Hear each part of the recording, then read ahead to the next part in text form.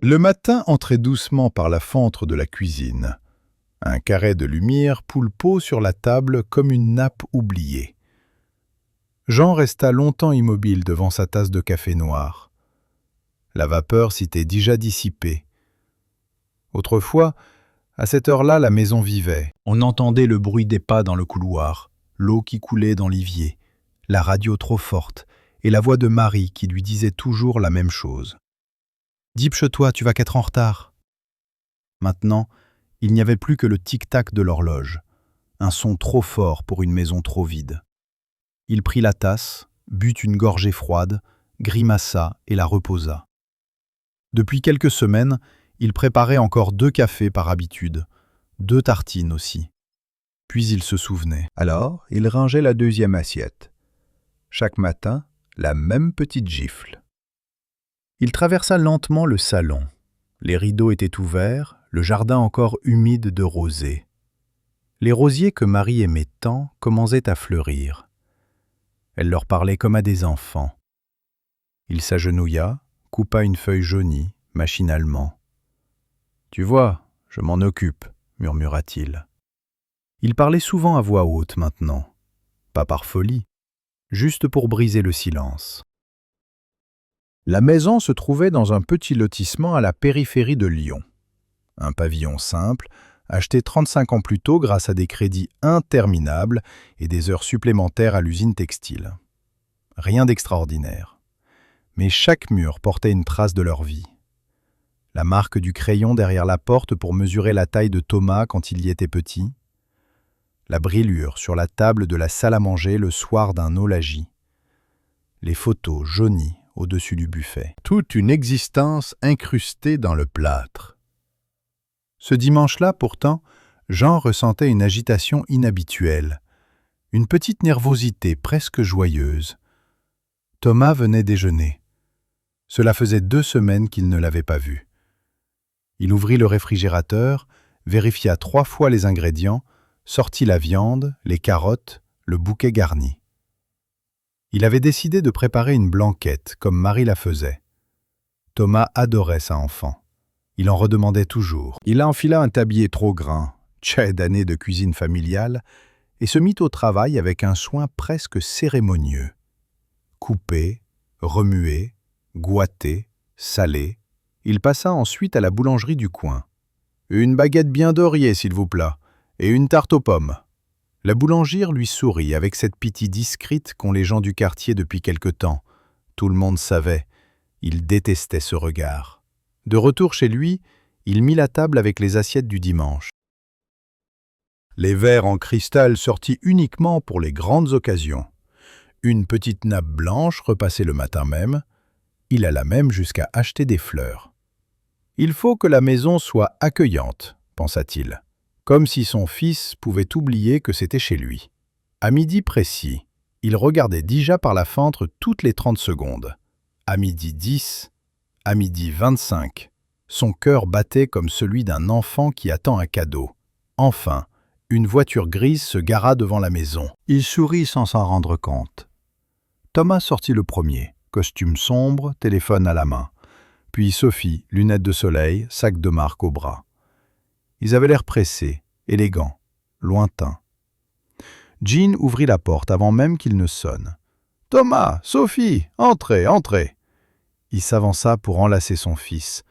Thomas lui tapota l'épaule. « Salut papa, pas d'étreinte, juste une politesse rapide. » Sophie passa devant lui sans vraiment le regarder. « Bonjour Jean, comment on salue un voisin ?» Le sourire de Jean resta suspendu dans l'air, inutile. « J'ai préparé ton plat préféré, » dit-il trop vite. « Une blanquette, comme avant. »« Ah, oui, d'accord, » répondit Thomas distraitement. Ils s'assirent. Sophie posa immédiatement son téléphone sur la table. Écran allumé, notification qui clignote. Elle n'y touchait presque pas à la nourriture. Thomas mangeait vite, mécaniquement. Aucun « c'est bon », aucun souvenir partagé. Le bruit des couverts semblait énorme. Jean tentait de combler le silence. « Et le travail, ça se passe bien ?»« Oui. »« Et l'appartement ?»« Ça va. » Réponse courte. Fermier. comme si chaque mot coûtait trop cher. Au bout de quelques minutes, Thomas posa sa fourchette. Il échangea un regard avec Sophie, un regard qu'il semblait avoir repté. Jean sentit un froid lui traverser le ventre. « Papa, on doit te parler. » Ces 4 mots suffirent à faire taire toute la maison. Le café refroidissait déjà dans les tasses. Jean eut le réflexe de sourire, comme si un sourire pouvait empêcher les mauvaises nouvelles d'entrer. « Bien sûr. De quoi s'agit-il » Thomas se redressa légèrement sur sa chaise. Il ne regardait pas son père dans les yeux. Il fixait plutôt le bord de la nappe, comme quelqu'un qui s'apprête à annoncer une décision déjà prise. Sophie croisa les bras. Ses ongles parfaitement manucurés tapotèrent une seconde sur la table, puis s'arrêtèrent. « On est venu parce qu'on s'inquiète, » dit Thomas. « Vraiment. » Le mot « vraiment » sonna étrange, comme un ajout forcé. Jean hocha la tête, docile. « Je vais bien, tu sais, je me débrouille. » Sophie eut un petit rire sans joie. « Tu te débrouilles. Jean, tu es seul dans une maison trop grande. Ce n'a pas de sens. » Il sentit sa gorge se serrer. Trop grande pour lui seul, oui, trop grande maintenant.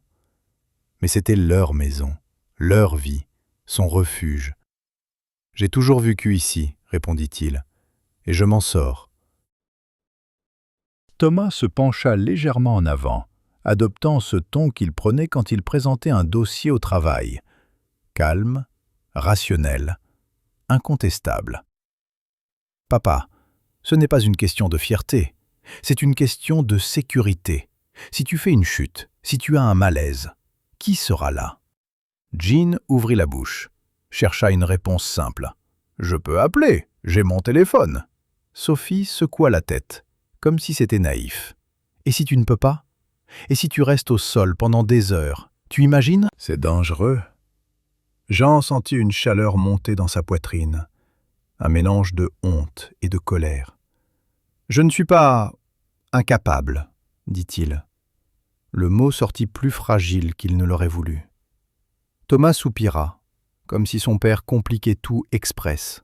« Personne n'a dit incapable. On dit juste que ce n'est pas raisonnable. » Et voilà, le mot « raisonnable ». On le prononce toujours quand on veut vous retirer quelque chose sans avoir avoué pourquoi. Jean regarda sa blanquette à moitié mange. La sauce avait figé sur l'assiette de Sophie. Elle n'y avait presque pas touché. « D'accord. Et qu'est-ce que vous proposez ?» demanda-t-il, déjà inquiet. Sophie se pencha, soudain plus douce, avec une gentillesse tellement lisse qu'elle en devenait suspecte. « On a trouvé un endroit très bien. Un EHPAD moderne, pas du tout ce que tu imagines. C'est propre, lumineux, il y a des activités, du personnel médical, et tu serais entouré. » Jean resta immobile. Les murs autour de lui semblèrent reculer. « EHPAD » rita-t-il. Thomas s'empressa d'ajouter « Pas un mouroir, hein, pas ce genre d'endroit. C'est une résidence haut de gamme. Ils ont même un jardin et des ateliers. Tu pourrais faire des rencontres. » Jean cligna des yeux, comme s'il venait d'entendre une langue étrangère. « Vous voulez que je quitte la maison ?» Sophie inclina la tête, l'air de quelqu'un qui explique une évidence. « Jean, c'est une solution, pour toi, pour tout le monde. Pour tout le monde. Pas pour que tu sois heureux, pas pour qu'on te voie plus souvent, juste pour tout le monde. » Jean sentit son dos se raidir. « Non, » dit-il doucement. La réponse sortit comme un souffle, mais elle était ferme. Thomas se figea. « Comment ça, non ?» Jean se força à regarder son fils, ce visage qu'il connaissait par cœur, ce visage qui, aujourd'hui, semblait plus dur. « Je ne veux pas, » répéta-t-il. « Je veux rester ici. » Sophie pencha la tête, agacée. « Tu ne peux pas prendre ce genre de décision sur un coup de tête. Tu es dans une période difficile. » Jean sentit la phrase l'écraser comme une main sur la nuque. « Ce n'est pas un coup de tête, c'est mon choix. » Thomas posa ses 2 mains sur la table. Son calme se fissurait. « Papa, tu es seul. Tu t'enfonces, on le voit. Cette maison, c'est un mausolée. » Jean eut l'impression qu'on venait d'insulter Marie. « Ne parle pas comme ça, » murmura-t-il. « Mais c'est vrai, » répliqua Thomas. « Tu vis dans le passé. Tu ne sors pas. Tu n'as personne. Tu restes ici, entouré de souvenirs. Ce n'est pas sain. » Sophie hocha la tête avec une grimace de compassion. « Tu as besoin d'un cadre, d'une structure. Et nous, on ne peut pas être là tout le temps. » Jean sentit une douleur sourde dans son ventre. « Je ne vous ai jamais demandé d'être là tout le temps. » Thomas leva la main, impatient. « Justement, tu ne demandes rien, tu ne dis rien, et c'est ça le problème. » « On ne sait pas comment tu vas. On ne sait pas si tu manges, si tu dors. » Jean eut envie de répondre. « Tu pourrais appeler. » Mais la phrase resta coincée. Il savait trop bien qu'il n'appelait pas. Sophie se redressa, passant à l'étape suivante avec une rapidité froide. « Et puis, financièrement, ça peut se faire ?» Jean fronça les sourcils. « Financièrement ?» Thomas fit un petit geste vague. « La résidence est chère, oui, mais si tu vends la maison, ça couvrirait largement plusieurs années. » Jean sentit son cœur se contracter. « Vendre la maison. » Il prononça les mots comme une condamnation. Sophie haussa les épaules. « C'est un bien immobilier. Tu n'en as pas besoin. Tu es seule. Nous, on pourrait même t'aider à gérer tout ça. Ce serait plus simple. » Jean sentit le sang battre à ses tempes. Ce n'était plus une discussion sur sa sécurité, c'était une discussion sur son toit, sur ce qu'il avait construit de ses mains. « Non, dit-il plus fort, non, je ne vends pas. » Thomas poussa un soupir lent, exaspéré. « Papa, arrête, tu dramatises, ce ne sont que des murs. » Jean se leva brusquement, sa chaise grinça sur le carrelage. « Ce ne sont pas que des murs. C'est ici que Tamir a vécu, c'est ici que tu as grandi, c'est ici que... » La voix de Jean se brisa. Il dut avaler sa salive pour continuer. « C'est ici que je l'entends encore, parfois. Je ne partirai pas. » Sophie le regarda comme on regarde un enfant tectu. « Jean, ce n'est pas une question d'émotion, c'est une question d'organisation. » Et Thomas, comme s'il appuyait sur un bouton final, « Tu as 1 semaine. » Jean resta fige. « 1 semaine? Pourquoi ?» Thomas fit un signe vers Sophie.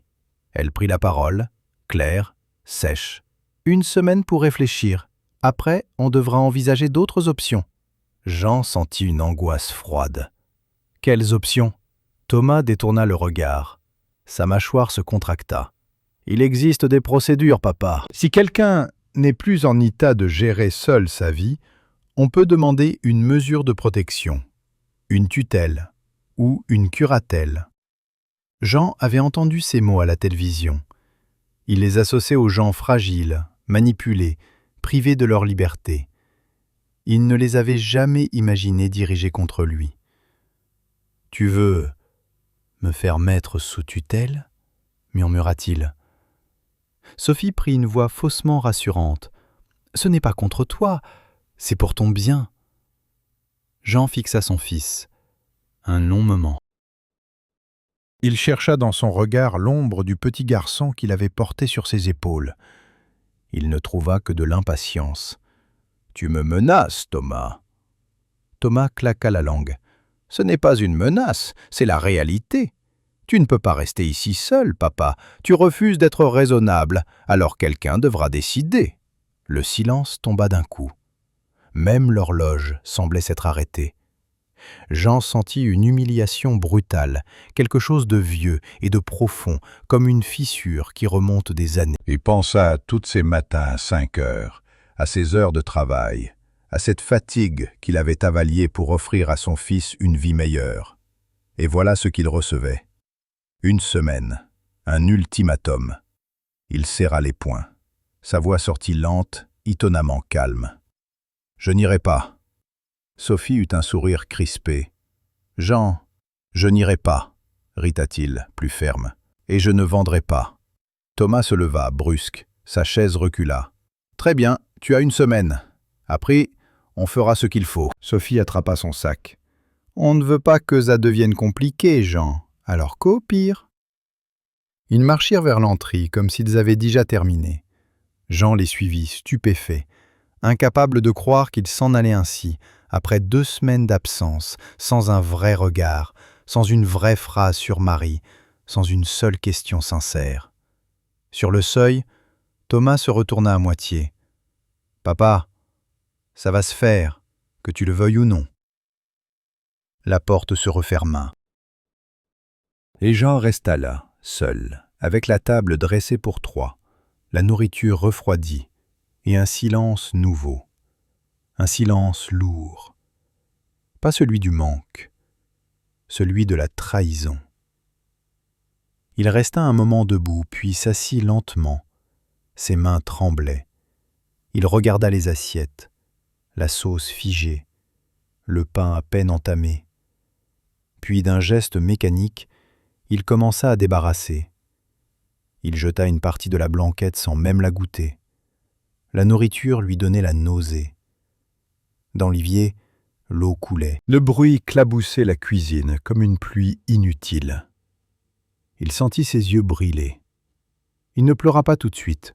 D'abord, il resta là, immobile, comme si son corps refusait d'accepter. Puis les larmes vinrent, silencieuses, épaisses. Pas seulement pour Marie, pour Thomas, pour l'idée qu'il s'était faite de son fils. Quand il eut fini, il monta dans la chambre. Sur la table de nuit, il y avait une photo. Lui et Marie, le jour de leur mariage. Elle souriait, un sourire clair, presque insolent, comme si elle savait que la vie serait dure et qu'elle avait décidé d'en rire quand même. Jean s'assit sur le lit. « Marie » souffla-t-il. Le prénom résonna dans la pièce. Il ouvrit le placard. Tout au fond, derrière des vêtements qu'il n'avait pas touchés depuis longtemps, il y avait une petite boîte en métal. Une boîte qu'ils utilisaient pour les papiers importants. Il la sortit avec précaution, comme si elle contenait quelque chose de fragile. Elle était plus lourde qu'il ne s'en souvenait. Il posa la boîte sur le lit et l'ouvrit. Documents, contrats, factures, les actes de la maison, des papiers jaunis, puis au fond, une enveloppe crime, lierement froissée. Il la reconnut immédiatement et son cœur battit plus fort. Marie lui avait donné son un soir, quelques semaines avant son départ. Elle avait serré sa main, plus fort que d'habitude, et avait murmuré « Garde-la et ouvre-la seulement si tu en as besoin, promets-le-moi. » Il avait promis sans comprendre. Jean prit l'enveloppe. Ses doigts tremblaient. Le papier semblait chaud, comme si la main de Marie était encore dessus. Il inspira profondément, puis il déchirera le bord. À l'intérieur, une lettre. L'écriture de Marie, légèrement penchée, familière, vivante. Et derrière la lettre, des documents qu'il ne comprenait pas encore. Jean sentit sa gorge se serrer. Il commença à lire. Et à mesure que ses yeux avançaient, quelque chose changea en lui. Comme si, dans cette maison devenue trop silencieuse, une voix revenait enfin lui parler. La feuille tremblait légèrement entre ses doigts. Jean dut s'asseoir au bord du lit pour continuer à lire. La lumière de l'après-midi glissait sur le parquet, silencieuse, presque respectueuse, comme si la maison elle-même retenait son souffle. « Mon Jean, si tu lis ces lignes, c'est que tu traverses quelque chose de difficile. Je te connais, tu n'aurais jamais ouvert cette enveloppe sans raison. Alors cela signifie que tu es seul, ou que quelqu'un essaie de décider à ta place. Je ne veux pas que tu aies peur. Je veux que tu saches que j'ai pensé à toi. À plus tard, à quand je ne pourrai plus qu'être là pour te défendre. » Jean s'arrêta. Sa vue se brouilla. Il essuya ses lunettes avec le coin de sa manche et reprit. « Tu as toujours cru que c'était moi l'arqueuse, mais en vrai, j'ai toujours eu la plus prudente de nous deux. Pendant des années, j'ai mis de cris petit à petit, sans te le dire. Pas par méfiance, par amour. Je voulais que tu ne dépendes jamais de personne, même pas de notre fils, si un jour il changeait. » Le cœur de Jean se serra, comme si Marie avait vu l'avenir. « La propriété de ma tante Élise, en Provence, tu te souviens? Celle dont je parlais parfois. Elle me l'a laissée il y a longtemps. Je ne t'ai rien dit parce que je voulais d'abord m'assurer que tout soit bien protégé juridiquement. Le domaine est à ton nom maintenant, entièrement. Il y a aussi une assurance vie et plusieurs placements. Tu trouveras les documents joints. Ce n'est pas pour vivre dans le luxe, c'est pour ta liberté. Promets-moi une chose, ne laisse personne te faire croire que tu es en poids. Tu es l'homme le plus fort que j'ai connu. Et si un jour Thomas te désroie, rappelle-toi que moi, je ne t'ai jamais désu. Marie. Jean resta immobile, la lettre posée sur ses genoux. On aurait dit qu'elle venait de parler à voix haute dans la pisse. Il relut certaines phrases, lentement, comme pour en savourer chaque syllabe. « Pour ta liberté ». Ce mot vibrait dans sa poitrine. Liberté. Derrière la lettre, il sortit des papiers, des documents notariés, des relevés bancaires, des signatures officielles, des chiffres. Beaucoup plus de chiffres qu'il n'en avait jamais vus sur son propre compte. Il fronça les sourcils, incrédule. Ce n'était pas quelques économies, c'était considérable, suffisant pour vivre des années, peut-être des décennies. Ses mains commencèrent à trembler. Marie. Pendant qu'il se tuait au travail à l'usine, pendant qu'il croyait peiner pour joindre les deux bouts, elle préparait bien un filet de sécurité, en silence, sans jamais se vanter, comme toujours. Il se mit à rire doucement, un rire mouillé de larmes. « Tu étais incroyable !» murmura-t-il. Pour la première fois depuis longtemps, il ne se sentait plus petit, plus fragile, plus à la merci de Thomas et Sophie. Quelque chose s'était redressé en lui, comme un vieux tronc qu'on croyait mort, mais qui retrouve de la cive. Le lendemain matin, il se leva tritois, avant même le lever du soleil.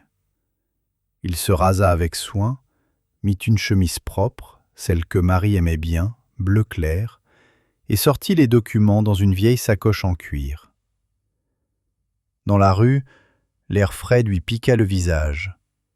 Cela faisait des mois qu'il n'avait pas marché aussi droit. La banque ouvrait à 9 heures. La conseillère, une jeune femme aux lunettes rondes, parcourut les papiers plusieurs fois, surprise. « Monsieur Martin, vous confirmez ne jamais avoir consulté ses comptes ? » ?»« Non. » Elle tourna l'écran vers lui. Les chiffres s'alignaient, froids et irréels. Jean sentit presque le vertige.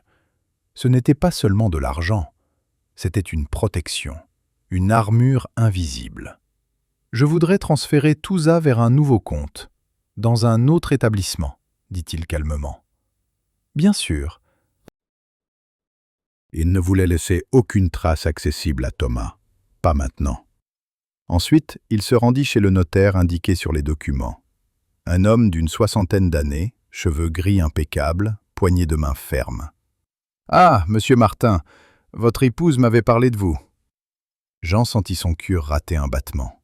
« Elle est venue me voir il y a 2 ans, » expliqua le notaire. « Elle voulait tout préparer pour que vous soyez protégé, quoi qu'il arrive. » Ils s'assirent. Le notaire ouvrit un dossier épais. « Le domaine viticole est entièrement à vous. C'était un bien familial antérieur au mariage. Juridiquement, personne ne peut le contester, ni votre fils, ni qui que ce soit. » Jean hocha lentement la tête. « Personne ? » ?»« Personne. Votre épouse a été très méticuleuse. » Un sourire discret. « Elle vous aimait énormément. » Jean regarda ses mains. « Oui, je sais. » « Vous comptez y aller ? » ?»« Osa ? » ?»« En Provence, voir la propriété. » Il y cita. Puis une image lui traversa l'esprit. Des collines, des vignes, le soleil, le silence, loin des ultimatums, loin des regards froids. « Oui, dit-il, je crois que j'irai. » En sortant du cabinet, il se sentit plus léger, comme si chaque pas le détachait un peu plus de la peur des derniers jours. Son téléphone vibra. Thomas. Il regarda l'écran, laissa sonner, puis éteignit le téléphone. Pour la première fois de sa vie, il ne se sentait pas obligé de répondre. Il rentra chez lui en marchant lentement. Le jardin, la façade, la boîte aux lettres rouillée, tout lui semblait différent. Ce n'était plus une cage, c'était un choix. Et soudain, cette idée changeait tout. Le soir, il ouvrit une vieille bouteille de vin que Marie gardait pour une occasion spéciale. Il versa 2 verres par réflexe, puis il en vida un dans l'évier avec un sourire triste. « À nous 2, ma belle », murmura-t-il en levant le sien. Il but une gorgée, et pour la première fois depuis longtemps, le silence de la maison ne lui faisait plus peur. Il n'y était plus seul, il y était libre. Et quelque part, très loin, au milieu des collines de Provence, un endroit l'attendait. Un endroit où personne ne lui dirait quoi faire. Un endroit où il pourrait enfin respirer. Mais il savait une chose. Thomas et Sophie ne laisseraient pas tomber si facilement. Et quand ils découvriraient que leur vieux père fragile n'était ni pauvre ni dépendant, alors leur visage changerait. Et cette fois, ce ne serait plus lui qui tremblerait. 2 jours passèrent sans que Jean ne réponde aux appels. Le téléphone vibrait parfois sur la table du salon, avançait de quelques centimètres à chaque sonnerie comme un insecte obstiné, puis retombait dans le silence. Thomas, Sophie, encore Thomas. Il regardait l'écran s'allumer, puis s'éteindre. Autrefois, il aurait décroché immédiatement, inquiet, presque reconnaissant qu'on pense à lui. Maintenant, il laissait faire. Chaque appel manqué lui donnait une sensation étrange. Pas de culpabilité, du calme.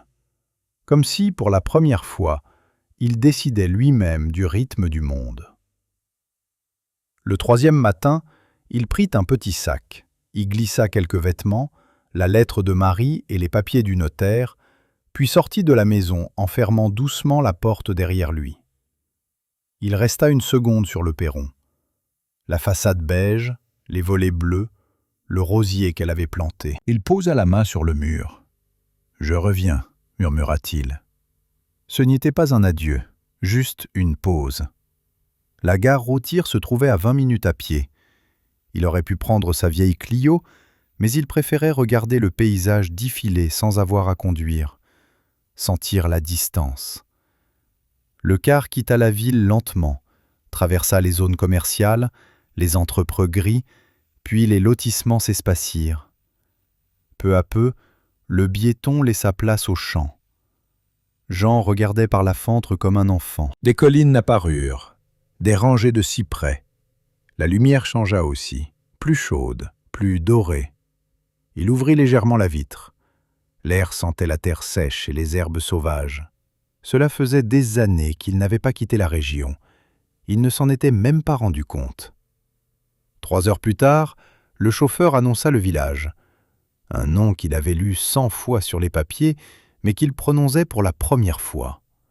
Le car s'arrêta sur une petite place bordée de platanes. 2 cafés, une boulangerie, une fontaine, rien d'autre. Jean descendit avec son sac. Le silence ici était différent, pas vide, plein d'oiseaux, de vent, de cloches au loin.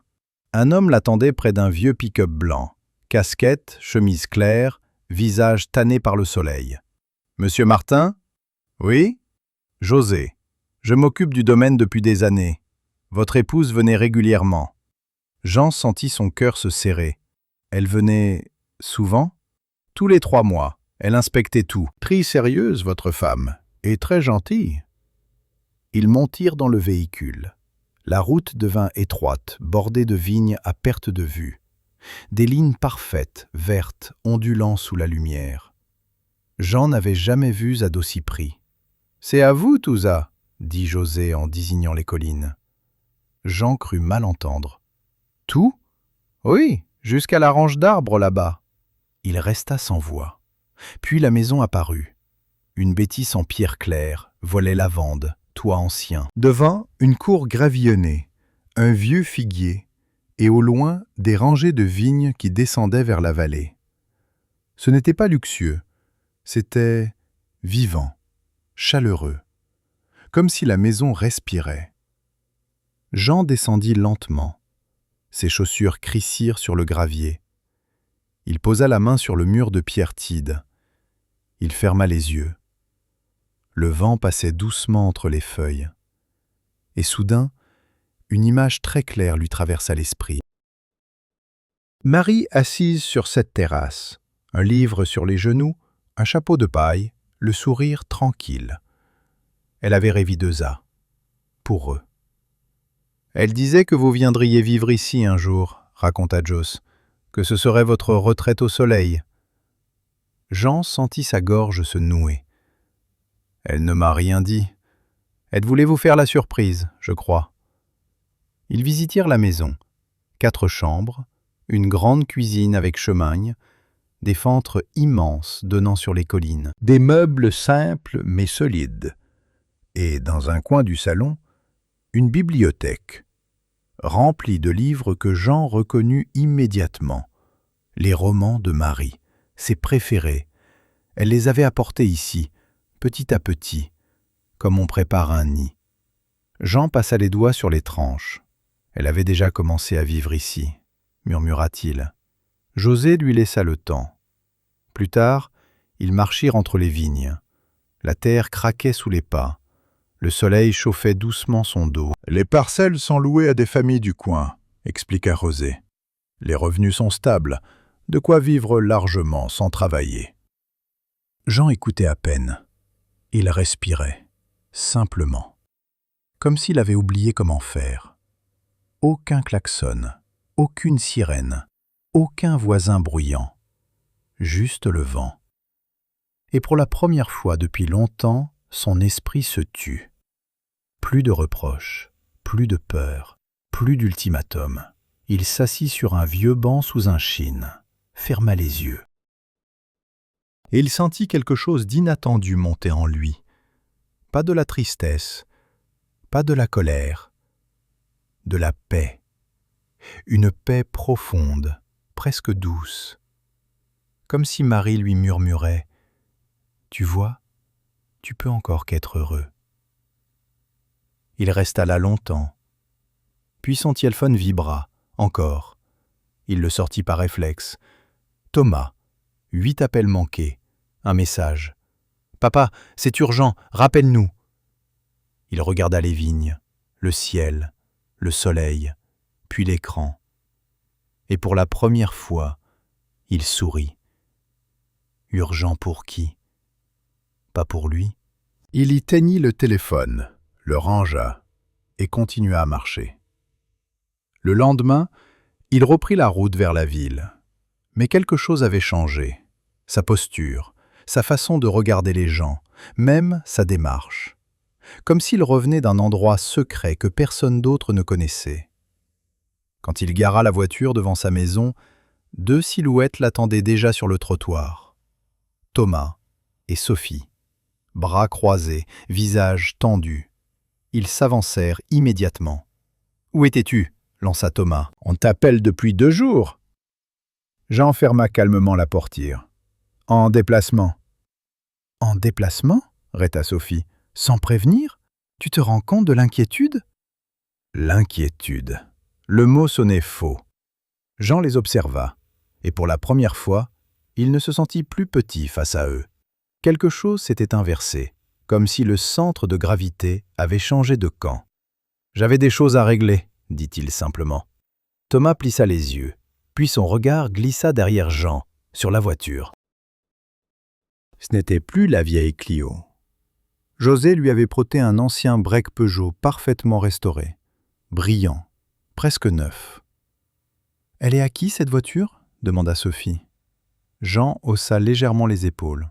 « À moi. » Le silence tomba. Un silence différent, plus lourd, plus curieux. Thomas échangea un regard avec elle, un regard rapide, calculateur. Et Jean le vit, clairement, pour la première fois. Pas de soulagement, pas de joie de le voir. Juste une question muette. « Depuis quand papa peut se permettre ça ?» Et il comprit. Ce n'était que le début. Maintenant qu'il pressentait qu'il n'était peut-être pas aussi dépendant qu'il le croyait, ils allaient vouloir savoir, tout savoir, et pas pour les bonnes raisons. Jean sentit une étrange cyrénie. Qu'ils viennent. Cette fois, il était prêt. Thomas ne quitta pas la voiture des yeux. Il en fit lentement le tour, comme s'il examinait un objet suspect. La carrosserie brillait sous le soleil de fin d'après-midi. Pas une rayure, pas une trace de rouille.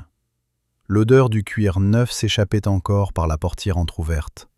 « Depuis quand tu changes de voiture sans nous en parler ?» demanda-t-il. Le ton n'y était pas inquiet, il y était méfiant. Jean referma tranquillement la portière. « Depuis quand je dois demander la permission ?» La phrase sortit toute seule, calme, plate, mais tranchante. Thomas cligna des yeux, surpris. Sophie intervint aussitôt, avec ce sourire diplomatique qu'elle utilisait quand elle voulait reprendre le contrôle. « Ce n'est pas ce qu'il veut dire. On s'inquiète, c'est tout. Tu disparais 2 jours, tu ne réponds pas, et tu reviens avec... ça. » Elle tapota la carrosserie du bout des doigts, comme si elle estimait son prix. Jean remarqua le geste. Il nota tout maintenant, les regards, les silences, les détails. Avant, il ne voyait rien, ou plutôt, il refusait de voir. « J'avais des rendez-vous, répéta-t-il. « Quel rendez-vous » demanda Thomas, trop vite. « Pas « ça va » Pas « tu as bien dormi » Juste « quel rendez-vous » Jean sentit une pointe d'amusement amer. « Des affaires personnelles. » Sophie soupira. « Jean, tu nous caches quelque chose ?» Il la fixa droit dans les yeux. « Est-ce que je vous dois un compte-rendu » Ils restèrent silencieux. Thomas passa une main dans ses cheveux, agacé. « Bon, on peut entrer ?» Sans attendre la réponse, ils avancèrent vers la porte, comme si la maison leur appartenait déjà. Jean les suivit plus lentement. Dans le salon, Sophie balaya la pièce du regard.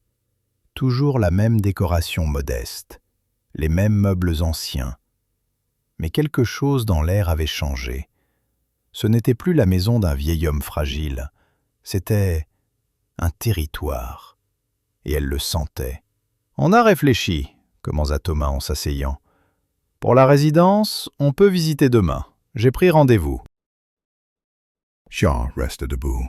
« Inutile. »« Comment ça, inutile ? Je ne vais nulle part. » Thomas se crispa. « Papa, on a déjà parlé de ça. »« Oui, et j'ai déjà répondu. » Silence. Sophie croisa les jambes. « Tu refuses au moins d'écouter ?»« J'ai écouté. Maintenant, c'est à vous d'écouter. » Ils échangèrent un regard, inconfortable. Thomas se pencha en avant. « Tu te rends compte que tu prends des décisions irrationnelles ? Tu disparais, tu achètes une voiture, tu refuses toute aide. » On commence vraiment à se poser des questions. Jean comprit très bien ce que cela voulait dire. Ce n'y était plus de l'inquiétude. C'était un dossier qu'on monte contre quelqu'un. « Quelle question ?» demanda-t-il calmement. Thomas hésita. Puis là, « Sur ta capacité à gérer tout seul. » Voilà, on y était. Le mot qu'il tournait autour depuis des jours. Incapacité, fragilité, tutelle. Jean s'assit enfin, en face d'eux, très droit, très calme. « Vous croyez que je perds la tête ?» Personne ne répondit. Ce silence était plus insultant qu'un oui. Alors il sourit, un petit sourire fatigué. « C'est fou !» murmura-t-il. « J'ai travaillé 40 ans. J'ai élevé un enfant. J'ai payé cette maison. Et maintenant, parce que je veux rester chez moi, je deviens incapable. Thomas leva la voix. Ce n'est pas ça. Si, c'est exactement ça. Sophie intervint, plus siche. Jean, on n'a pas envie d'en arriver aux procédures. Mais si tu refuses toute logique, il la coupa. Quelle procédure? Thomas se frotta le front. Tu le sais très bien. Non, dis-le clairement. Long silence, puis une mise sous protection, tutelle, curatelle, ce genre de choses. Les mots tombèrent dans la pièce comme des pierres. Mais cette fois, Jean ne trembla pas. Il les attendait. Il hocha lentement la tête. « D'accord, il se figure. »« D'accord » répéta Sophie. « Oui, si vous voulez parler de droit, parlons de droit. » Thomas fronça les sourcils. « Qu'est-ce que tu veux dire ?» Jean se leva, alla vers le buffet, prit son téléphone. « Attendez !» Il composa un numéro, mit le haut-parleur. Thomas soupira. « Papa, c'est ridicule. » La voix du notaire répondit. « Cabinet Durand, bonjour. »« Maître Durand ? C'est Jean Martin. »« Ah, monsieur Martin, comment allez-vous ? » ?»« Très bien. J'ai mon fils et ma belle-fille avec moi. Ils ont des questions sur leurs droits. » Un silence intriguit à l'autre bout. « Je vous écoute. » Jean posa le téléphone sur la table. « Thomas, vas-y. Pose tes questions. » Thomas hésita, puis, poussé par Sophie, « Ma mère a laissé des biens. En tant que fils, j'ai une part légale, non ?» Le notaire répondit calmement.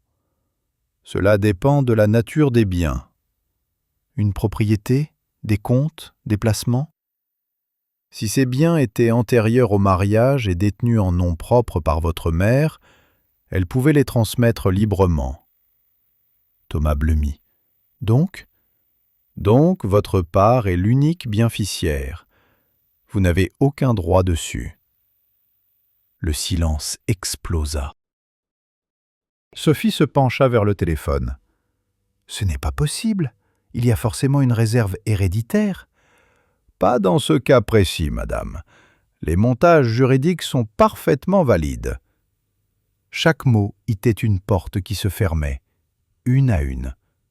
Thomas murmura. « On ne peut rien réclamer ?»« Rien. »« Madame pas contester ?»« Ce serait inutile et coûteux. » Jean remercia, raccrocha doucement. Puis il regarda son fils. Longtemps. Thomas évitait son regard.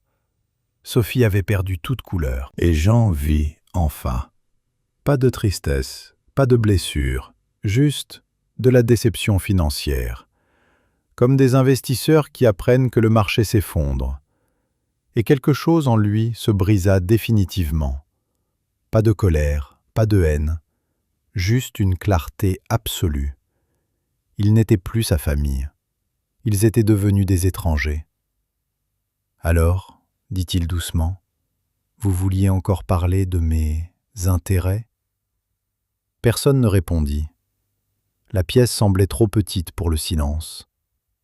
Jean inspira profondément, et pour la première fois de sa vie, il ne se sentit plus le père, il se sentit l'homme, libre, et prêt à prendre une décision qui changerait tout.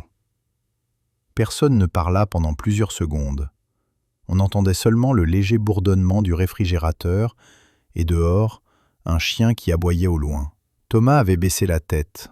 Ses coudes reposaient sur ses genoux, ses mains jointes, comme s'il priait. Sophie, elle, ne cherchait même plus à masquer son irritation.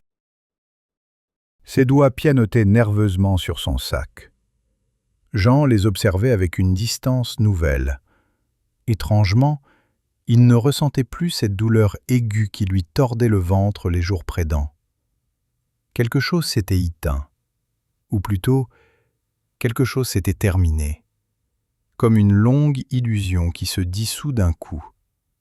« Donc, c'est vrai, » murmura enfin Thomas. « Elle t'a tout laissé. Pas « elle t'aimait », pas « elle voulait te protéger », juste tout laisser. Jean hocha la tête. « Oui. » Sophie releva les yeux. « Et tu comptais nous le dire quand, exactement ?» Il eut presque envie de rire. « Pourquoi je devrais vous le dire ?»« Parce qu'on est ta famille !» s'emporta-t-elle. Cette phrase, prononcée avec colère, sonnait faux. Trop tard. Trop pratique. Jean la regarda longtemps. La famille ne menace pas de mettre quelqu'un sous tutelle pour vendre sa maison. Sophie ouvrit la bouche, la referma. Thomas essaya une autre approche. Sa voix devint soudain plus douce. Trop douce. « Papa, on a peut-être été maladroit. On voulait juste ton bien. » Jean sentit cette douceur glisser sur lui comme de la pluie sur du verre. Avant, ça aurait marché. Maintenant, il voyait les ficelles. « Vraiment ?» Thomas hocha la tête. « Oui. Si on avait su que tu avais de quoi qu'être à l'aise, on aurait envisagé les choses autrement. » La phrase resta suspendue, et ils comprirent tous les trois ce qu'elle signifiait. Autrement. Pas avec plus d'amour, avec plus d'intérêt. Jean se leva lentement. « Attendez-moi une minute. » Il monta à l'étage. Chaque marche grinçait sous ses pieds, familière, presque tendre. Sa chambre sentait encore légèrement le parfum de Marie. Il ouvrit l'armoire, sortit la vieille valise marron qu'ils utilisaient autrefois pour les vacances à la mer. Il la posa sur le lit, l'ouvrit. Pendant quelques secondes, il resta immobile. Puis il commença à choisir. Pas beaucoup. 2 pantalons, 3 chemises, un pull, son nécessaire de toilette. Puis il s'arrêta devant la commode. Il prit la photo de mariage, la glissa entre ses vêtements, le petit carnet de recettes de Marie, le vieux livre qu'elle relisait chaquette. C'était tout. Toute une vie réduite à quelques objets.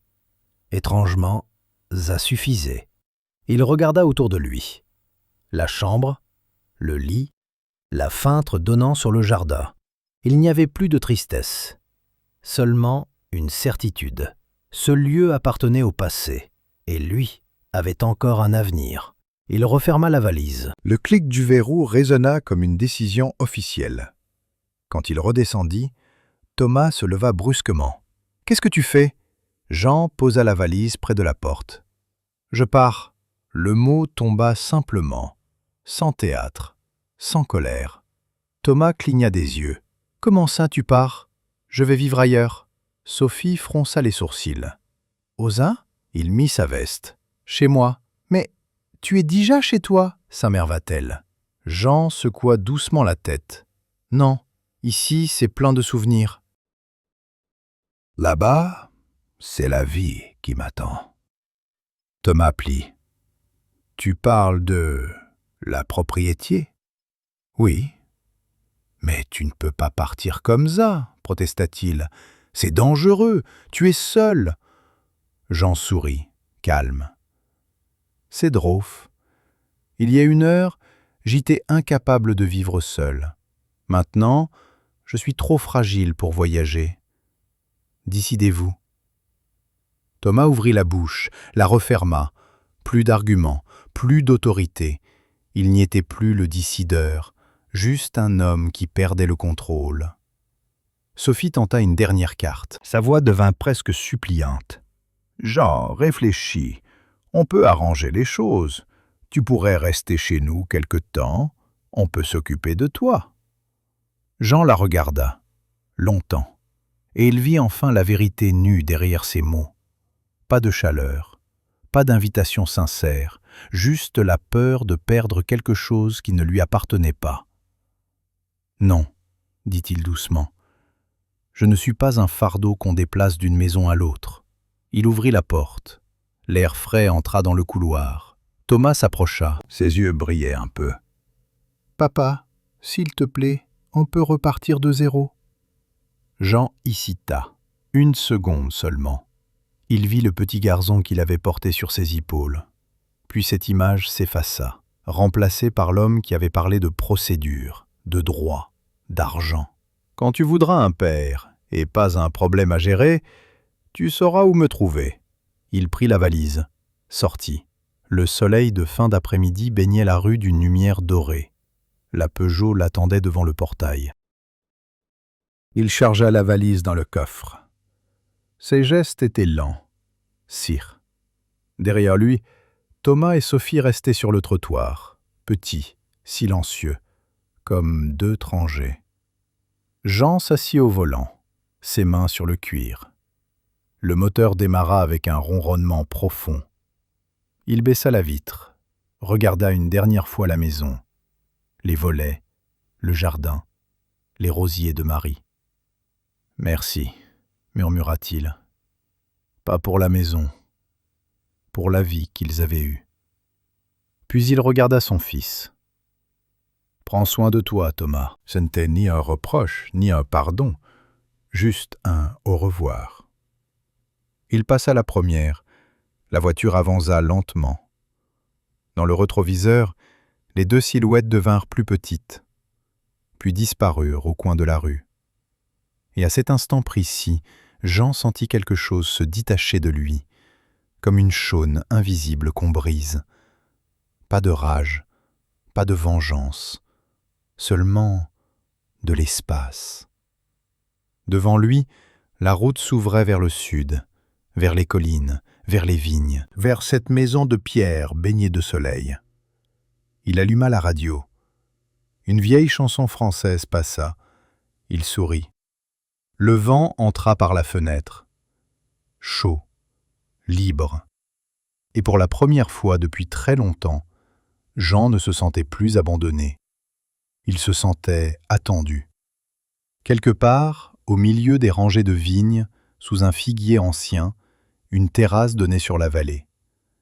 Et il savait déjà ce qu'il ferait en arrivant. Poser la valise, verser 2 verres de vin, en garder un. Lever l'autre vers le ciel et dire doucement « Tu vois, Marie, je suis rentré à la maison. »